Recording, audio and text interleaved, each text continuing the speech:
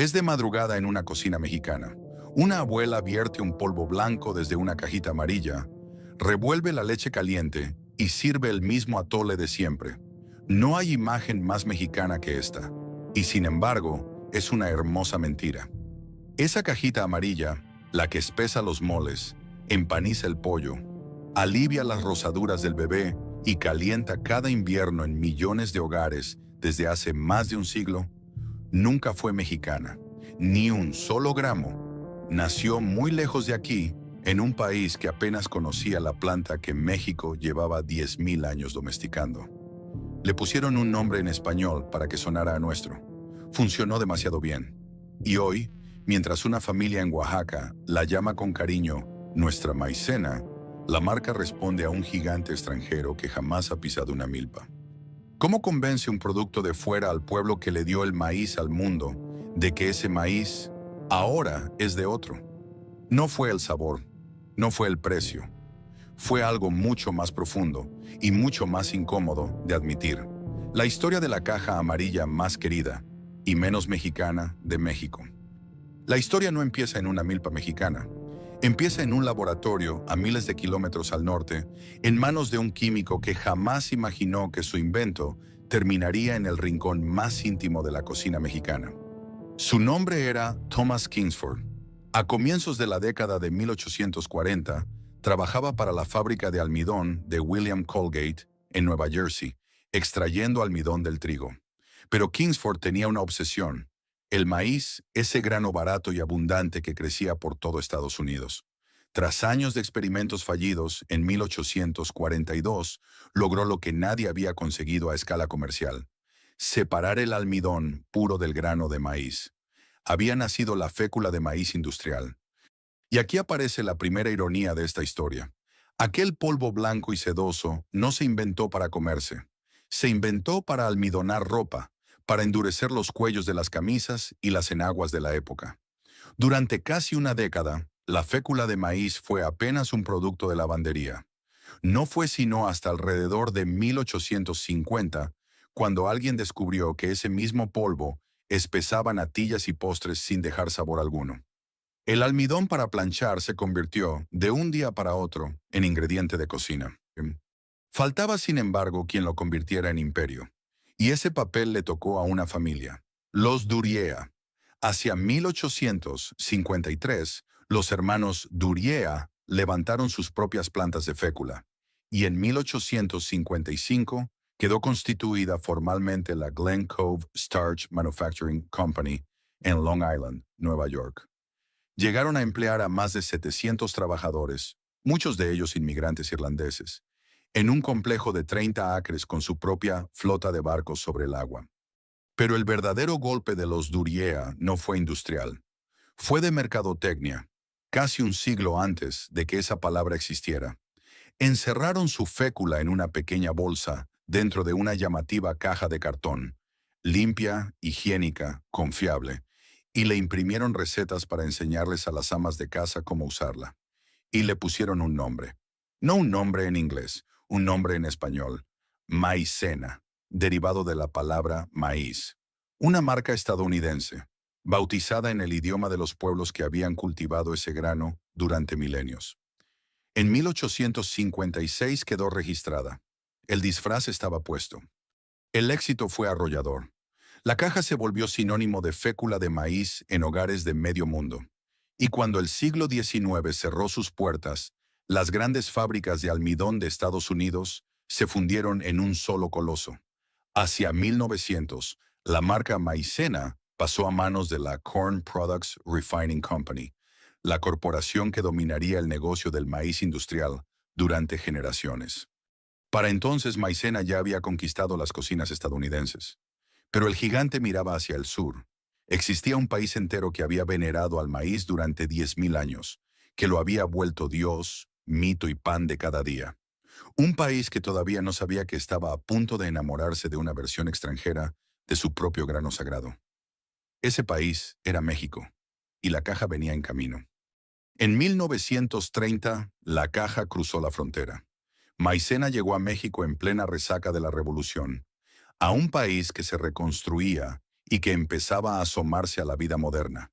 La ciudad, la electricidad, la promesa de una cocina más práctica y más limpia. Y desembarcó con una ventaja que ningún producto extranjero había tenido antes. No tenía que enseñarle nada nuevo a México. México ya adoraba el maíz desde siempre.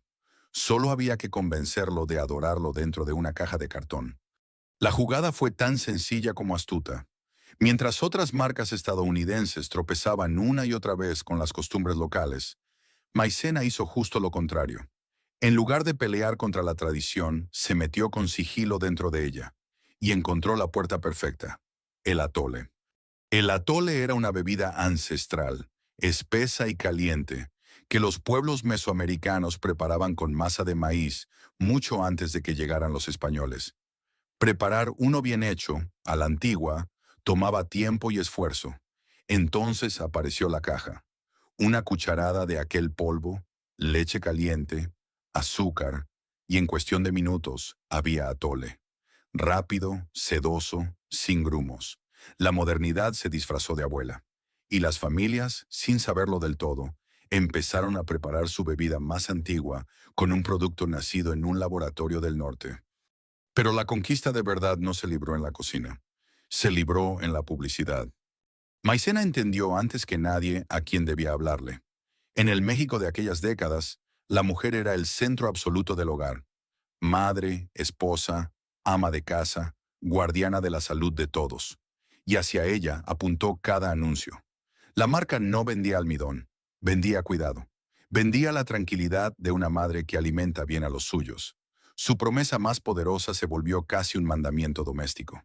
La Maicena criaba niños robustos, sanos, fuertes. En un país donde la desnutrición infantil era una sombra constante, prometerle a una madre hijos robustos no era publicidad, era esperanza embotellada en una caja amarilla. Y funcionó. Funcionó en las casas ricas de la capital y en los jacales de provincia por igual. La caja se ganó un lugar fijo en la alacena, junto a la sal y el azúcar, esos ingredientes que uno nunca deja que se acaben. Cruzó generaciones. La abuela que la usaba se la enseñó a la hija y la hija a la nieta. Se volvió gesto, costumbre, memoria. Cuando un niño mexicano se enfermaba del estómago, muchas veces lo primero que le daban era un atolito de maicena. Cuando hacía frío, había maicena. Cuando había que espesar, engordar o consolar, había maicena. Poco a poco, sin ruido, la marca dejó de ser un producto entre muchos. Se convirtió en algo mucho más peligroso para cualquier competidor. Se convirtió en una palabra. En millones de cocinas ya nadie pedía fécula de maíz. Pedían maicena, aunque la caja fuera de otra marca. Igual que sacar una copia se volvió sacar un Xerox. Espesar con fécula se volvió, simplemente, echarle maicena. Ese es el momento exacto en que una marca deja de competir y empieza a reinar. Y Maicena estaba a punto de vivir su reinado más absoluto. Las décadas doradas en que la caja amarilla no tuvo rival, no tuvo techo, y pareció, para siempre, tan mexicana como la tortilla misma.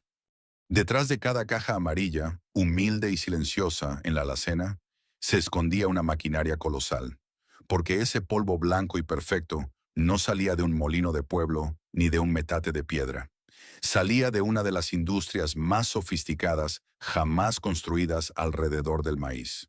El proceso se llama molienda húmeda y no se parece en nada a la manera ancestral de tratar el grano.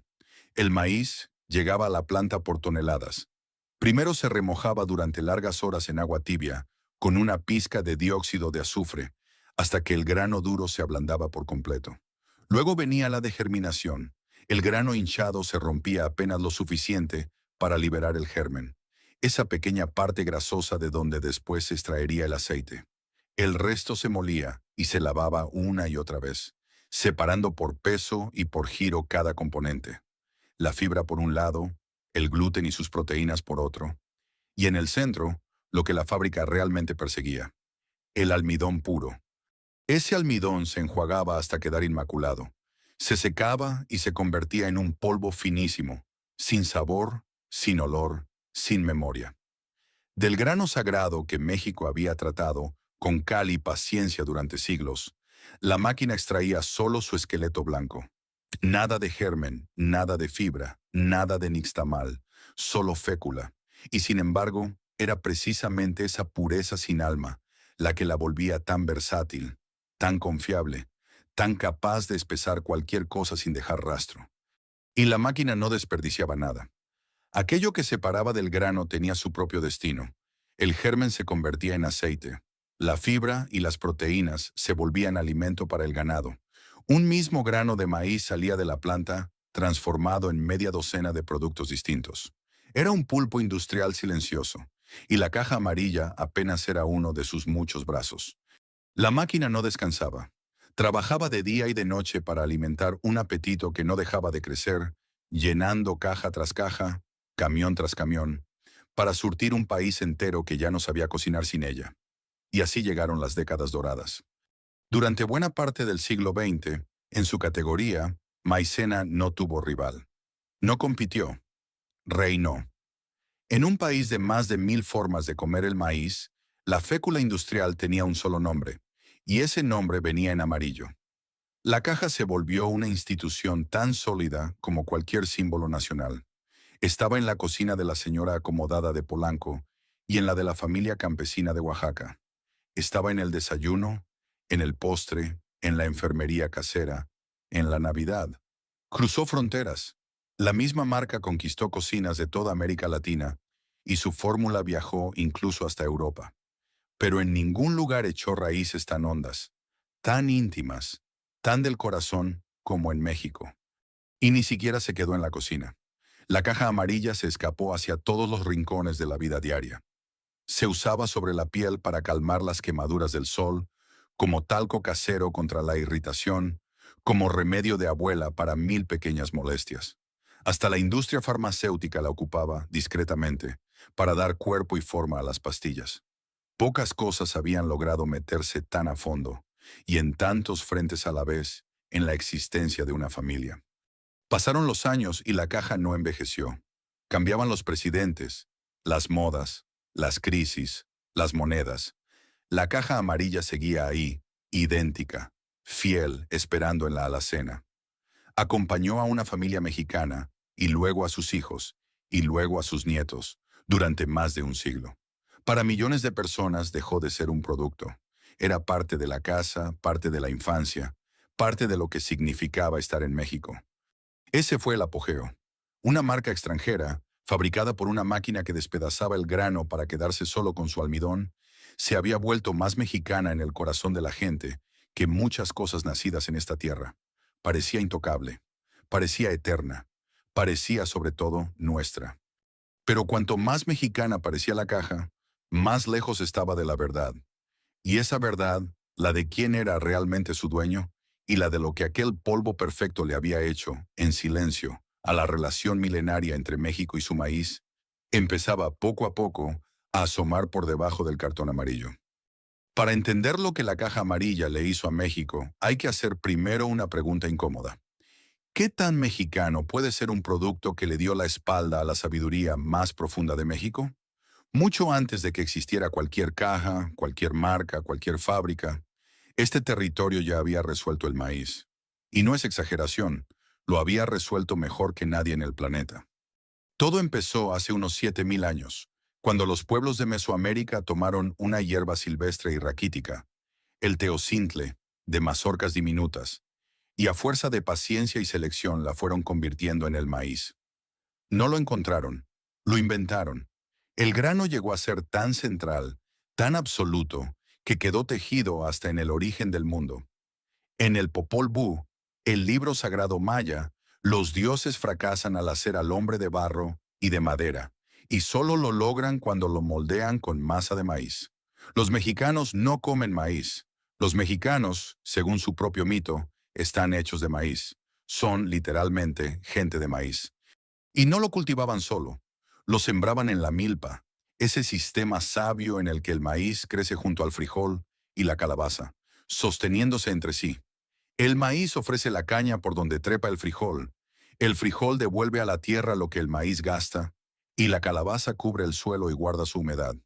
Era agricultura y filosofía al mismo tiempo. Alrededor del grano se levantaron dioses, fiestas y calendarios enteros. Se le rezaba, se le agradecía, se le temía. El maíz no era mercancía, era pariente. Pero el verdadero genio no estuvo solo en domesticarlo, estuvo en descifrarlo. Porque el maíz, comido tal cual, esconde una trampa. El grano crudo no entrega del todo sus nutrientes, y a quien vive solo de él le puede faltar la niacina. Esa carencia enferma se llama pelagra y ataca la piel, los nervios y la mente. Siglos más tarde, cuando Europa adoptó el maíz americano, pero ignoró la sabiduría que venía con él, países enteros, Italia, España, sufrieron brotes de pelagra por comerlo mal. México lo comía bien desde hacía milenios. La clave era un proceso silencioso y brillante, la nixtamalización. Los granos se cocían en agua con cal, se dejaban reposar toda la noche, y a la mañana siguiente, ese maíz transformado se molía en el metate. La cal obraba un pequeño milagro químico. Liberaba la niacina, sumaba calcio, volvía la proteína aprovechable, ablandaba el grano para la masa. De ahí nacían la tortilla, el tamal, el pozole y el atole verdadero. No era una receta, era una tecnología ancestral, uno de los mayores logros de Mesoamérica, transmitida de madre a hija durante incontables generaciones. Ese era el vínculo real entre México y su grano, completo, vivo, sagrado. Un país que no solo comía maíz, sino que lo entendía hasta el hueso, y que a partir de él había levantado más de 600 maneras distintas de llevarlo a la mesa. En 2010, el mundo lo reconoció por fin. La UNESCO declaró a la cocina mexicana Patrimonio Cultural Inmaterial de la Humanidad, la primera del planeta en recibir ese honor. Y en el centro de todo, siempre el maíz. Esa era la herencia, y sobre esa herencia, encima de ella, apoyándose en ella, vino a instalarse la caja amarilla. Porque ¿qué era realmente maicena frente a todo esto? La respuesta es tan sencilla como brutal. Maicena tomaba ese mismo grano venerado, lo metía en la máquina industrial y le arrancaba absolutamente todo lo que lo hacía nutritivo. Fuera el germen, fuera la fibra, fuera la proteína, fuera cualquier rastro de nixtamal. Al final no quedaba maíz, quedaba su sombra, almidón puro, blanco, prácticamente sin nutrientes que valga la pena mencionar, donde la nixtamalización sumaba calcio, niacina y proteína. La molienda industrial restaba hasta dejar únicamente carbohidrato. Y ese polvo despojado se vendía envuelto en el lenguaje más sagrado de todos, el del maíz, el de la madre que alimenta, el de los niños robustos. Ahí está el verdadero despojo. No fue un robo de tierras ni de fábricas. Fue algo más sutil y por eso más profundo. Una marca extranjera se apropió del símbolo. Tomó el grano que definía la identidad entera de un pueblo.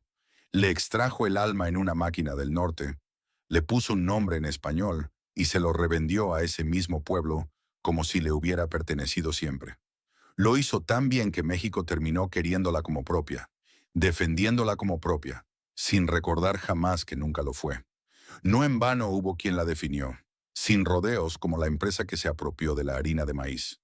El disfraz fue tan perfecto que generación tras generación, la caja amarilla apareció en las listas del orgullo nacional, entre las marcas que los mexicanos juraban suyas. Y cada tanto, cuando alguien se atrevía a recordar en voz alta que Maicena jamás había sido mexicana, la reacción no era indiferencia, era incredulidad, casi ofensa, como si a alguien le dijeran que un miembro querido de su familia, en realidad, nunca llevó su apellido. Y aquí hay que ser justos, porque la verdad completa es más interesante que la acusación fácil. La caja amarilla nunca mató a la tortilla. El nixtamal sobrevivió, la masa siguió, el metate y el molino siguieron girando en millones de casas. Maicena no reemplazó al maíz verdadero. Ocupó un rincón distinto, el del espesante, el del atole express, el de la promesa práctica, y en ese rincón le ofreció una comodidad real a mujeres que tenían 1000 cosas que resolver en un día. Su éxito no fue un engaño total, fue más bien una media verdad extraordinariamente bien contada. Pero esa media verdad cobraba su precio en una moneda invisible. Cada vez que una familia llamaba nuestra maicena a un almidón extranjero y vaciado, se borraba un poquito la memoria de lo que el maíz de verdad significaba. La caja no envenenó a México. Hizo algo más silencioso. Lo ayudó a olvidar, con enorme ternura y con una sonrisa amarilla, quién había domado el grano primero.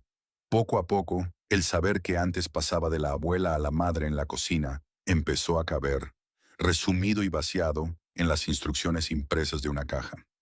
Y quedaban dos preguntas colgando sobre aquella alacena, esperando respuesta. Si la caja nunca fue mexicana, ¿de quién era realmente? ¿Y qué exactamente estaban comprando millones de familias bajo la dulce promesa de alimentar bien a sus hijos? Ninguna de las dos respuestas iba a ser tierna. Dos preguntas habían quedado colgando sobre la alacena. La primera era la más incómoda. Si la caja nunca fue mexicana, ¿de quién era realmente? La respuesta es la que nadie quería escuchar. Maicena jamás perteneció a México en ningún sentido que importe de verdad. En el papel, en las oficinas, en los libros de contabilidad, la marca operaba en el país como lo que era, la sucursal de un dueño extranjero.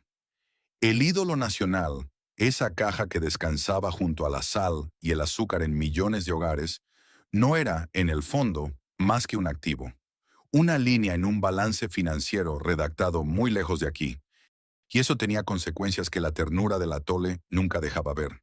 Las ganancias de cada caja amarilla vendida no se quedaban en la tierra que la había convertido en leyenda. Viajaban de regreso al norte, hacia los bolsillos del propietario. Las decisiones importantes, qué fórmula usar, a qué precio venderla y sobre todo, si conservar la marca o algún día venderla, jamás pasaron por manos mexicanas. México era un mercado que servir y una fábrica que operar. Nunca fue un dueño, solo un enamorado. Ahí estaba la ironía más filosa de toda esta historia. El país que inventó el maíz no era propietario del producto de maíz más famoso que se vendía en sus propias cocinas. Su papel en el romance estaba escrito de antemano. Comprar, querer, consumir. Jamás decidir. Y había algo casi conmovedor en esa contradicción. Millones de personas defendían con orgullo, como si fuera sangre de su sangre, una marca cuyo cada peso de ganancia iba a robustecer un balance financiero al otro lado de la frontera. El cariño era auténtico. La propiedad era una ficción. México amaba con todo el corazón algo que, en los papeles, nunca llevó su nombre.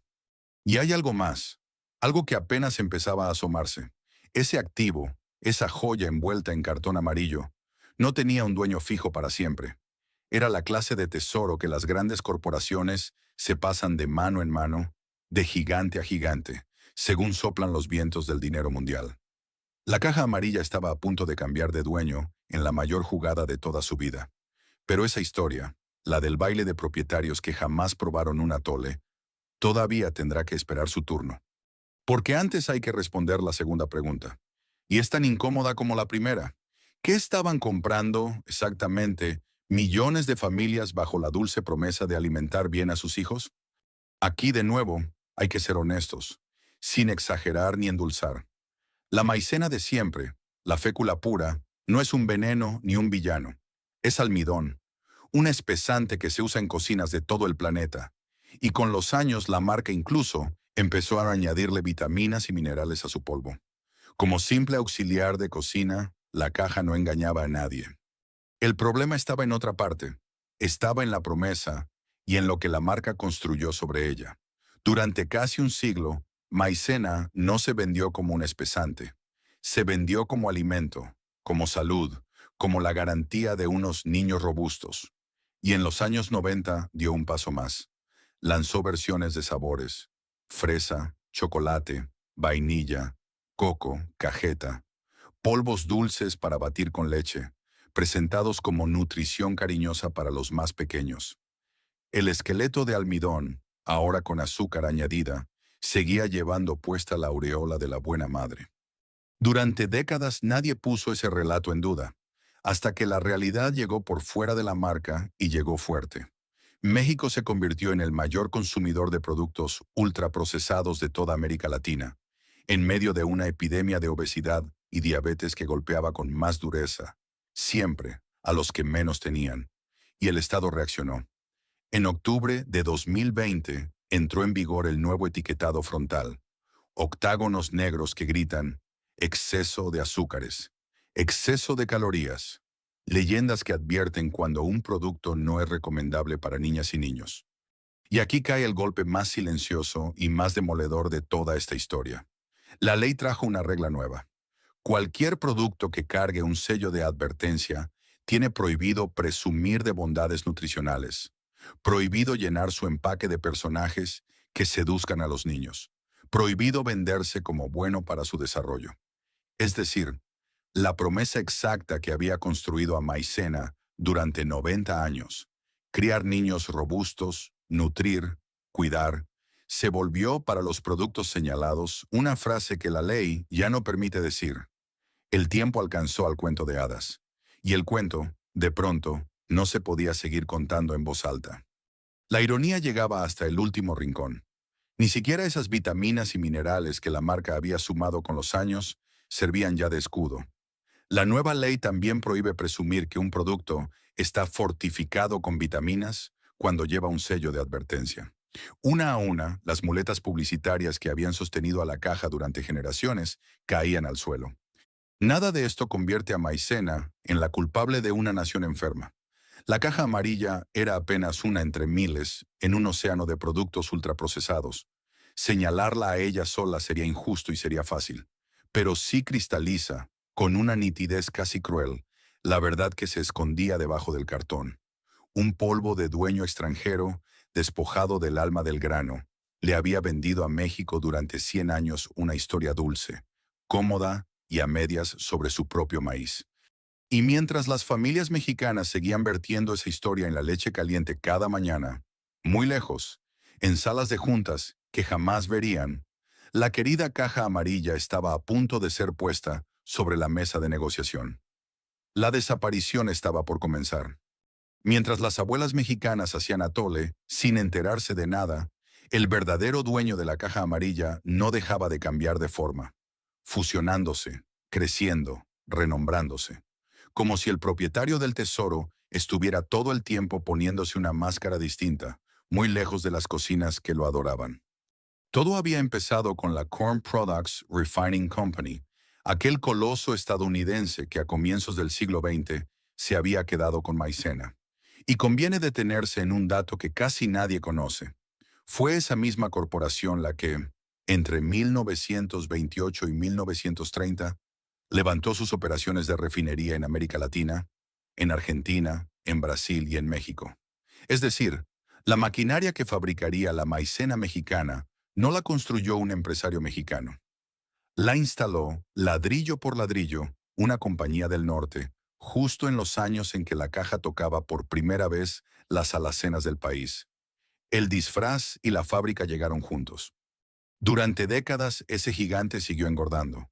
En 1958, la Corn Products Refining Company se fusionó con The Best Foods, Inc., y de esa boda nació una nueva criatura, la Corn Products Company. Ya no era solo una molienda de maíz, era un imperio de alimentos que se extendía por el mundo. Y entonces llegó un gesto pequeño en apariencia, pero enorme en su significado.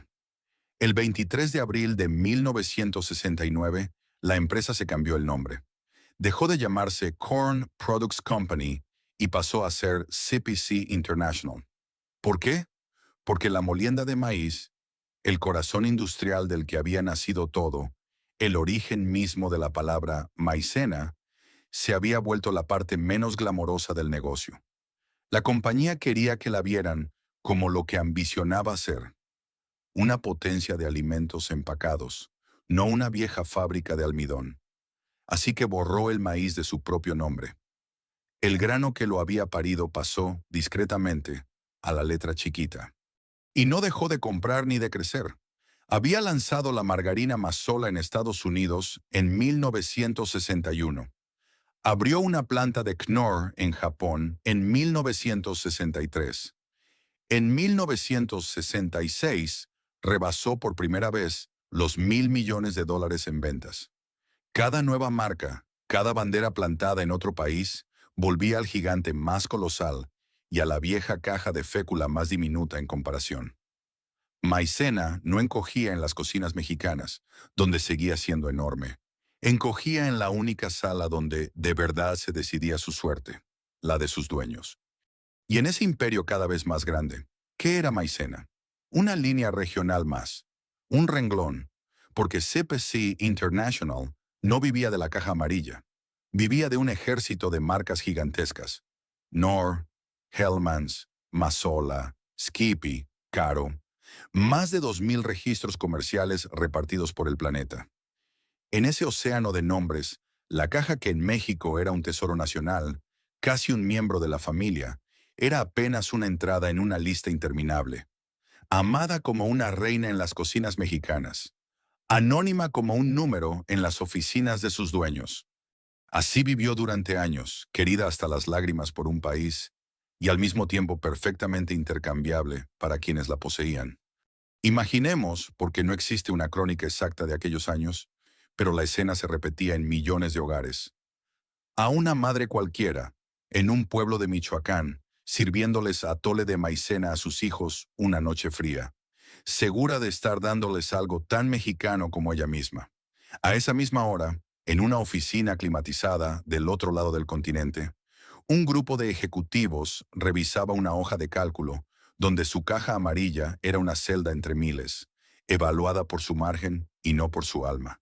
Dos mundos que jamás se miraron a los ojos, unidos apenas por un polvo blanco.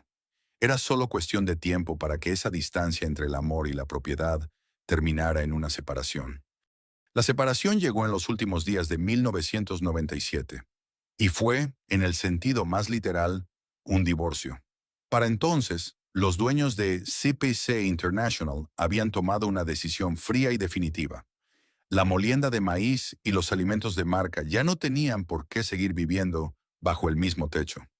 Eran dos negocios distintos, con lógicas distintas, y valían más separados que juntos. Así que el 31 de diciembre de 1997, el imperio se partió en dos. Por un lado se fue el músculo industrial, toda la operación de molienda de maíz, esas mismas máquinas que remojaban el grano, lo despedazaban y le extraían el almidón, quedó convertida en una compañía independiente, Corn Products International, que salió a cotizar sola en la Bolsa de Nueva York.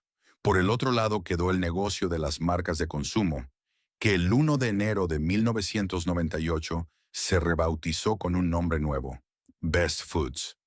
Piénsese por un instante en lo que ese reparto significaba, en términos casi poéticos. La máquina que fabricaba la fécula se fue por una puerta. La caja amarilla que llevaba su nombre se fue por la otra. El maíz y la maicena, separados en dos empresas distintas, como una pareja que reparte los muebles. Y la marca, el nombre, el disfraz, la caja tan mexicana, cayó del lado de Best Foods, listada en la letra menuda entre más de 2.000 marcas de aquel nuevo conglomerado. Hubo en ese reparto una crueldad casi simbólica. A partir de ese día, el nombre Maicena y las máquinas que producían su fécula pertenecían a dos dueños diferentes. La palabra iba por un lado, la sustancia por otro. El grano que le dio origen y la caja que llevaba su nombre habían dejado, oficialmente, de ser la misma cosa. Nunca una marca había estado tan lejos de aquello que decía ser. Lo más perturbador de todo es que, en México, nadie se enteró. No hubo aviso en ninguna cocina. No cambió el color de la caja, ni el sabor del atole, ni la sonrisa amarilla en el estante del supermercado. La abuela siguió sirviendo el mismo polvo de siempre, convencida de servir algo suyo. Pero por debajo, todo había cambiado. Su dueño era otro. Su ADN corporativo había sido cortado por la mitad, y su destino quedaba ahora atado a Best Foods, una compañía flamante que la veía no como un patrimonio afectivo, sino como lo que era en su contabilidad, un activo dentro de un portafolio para administrar, exprimir y si algún día llegaba una buena oferta, vender. Tampoco lo supieron los trabajadores de la planta en México. Cada mañana seguían llegando a la fábrica, encendiendo las mismas máquinas, empacando las mismas cajas, cobrando bajo un logotipo que a miles de kilómetros acababa de ser barajado sobre una mesa de juntas. Para ellos la maicena seguía siendo la maicena, y su trabajo seguía siendo su trabajo. Nadie llegó a explicarles que, en los papeles que de verdad importaban, ya le pertenecían a otra empresa. La lealtad se construye abajo, en la cocina y en la línea de producción. Las decisiones se toman arriba, donde nadie huele el atole ni el vapor del grano cocido. Y la buena oferta estaba por llegar, porque Best Foods, esa recién nacida gigante de los alimentos que ahora cargaba a Maicena en su bolsa de marcas, no tardaría en convertirse ella misma en una presa. El depredador más grande de toda la industria alimentaria del mundo ya la había puesto en la mira. Se avecinaba una de las compras más colosales en la historia de la comida. Y con ella, sin un solo titular en los periódicos mexicanos, sin una sola lágrima en las cocinas, la caja amarilla y la empresa que la sostenía en México estaba a punto de desaparecer para siempre dentro de algo mucho, mucho más grande. Faltaba muy poco para el día en que Maicena dejaría de tener siquiera un dueño propio. El depredador tenía nombre y era enorme. Unilever, el gigante anglo-holandés, uno de los colosos de alimentos y productos de consumo más grandes del planeta. Y en la primavera del año 2000 fijó la mirada en Best Foods, la empresa que ahora cargaba a Maicena en su bolsa de marcas. Todo empezó con una llamada telefónica. En abril de 2000, Unilever se acercó al presidente de Best Foods, Charles Shumate, con una propuesta de fusión. La primera oferta rondaba los 60 y tantos dólares por acción. La respuesta fue un no rotundo. En mayo, el Consejo de Administración de Best Foods rechazó de plano una oferta de 66 dólares por acción, y Shumate se plantó. Quería más. Para presionar, Best Foods coqueteó con otros pretendientes, Campbell Soup, Diageo, Heinz, dejando que Unilever oliera la posibilidad de perder la presa. Fue una partida de póker de altísimo riesgo, jugada en salas de juntas de Nueva York y Londres,